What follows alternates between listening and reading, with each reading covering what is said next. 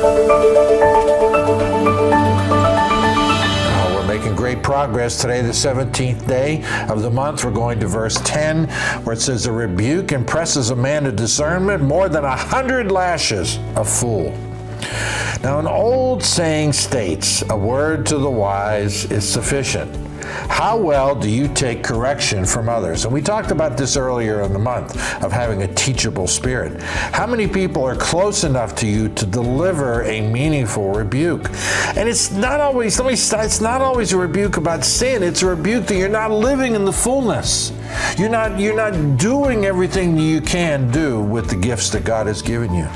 Do you have feedback systems set up in your life so you know how well you're doing? That, to me, is why social media is so important, because it tells me how I'm doing, who's watching, who's reading. Anyway, when I think of someone being rebuked, I think of David and how he handled his rebuke from Nathan the prophet in 2 Samuel 12. Now, this is after David had done what he did. We looked at it earlier this month with Bathsheba and Uriah, and Nathan had said to David, "You are the man.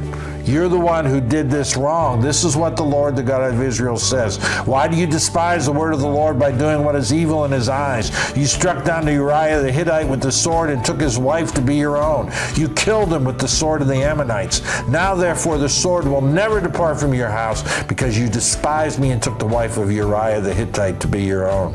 Verse 13, then David said to Nathan. Now, normally a king would have wiped the prophet out. Don't talk to me like that.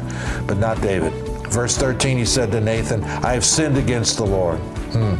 Now, I hope you never have to encounter a rebuke like that in your life. And the way to avoid that is to listen to those rebukes that do come and adjust your behavior accordingly. And again, that gets back to what we talked about earlier, having a teachable spirit. So that's it for today. I'll be sitting right here tomorrow, and I expect you to join me. See you then.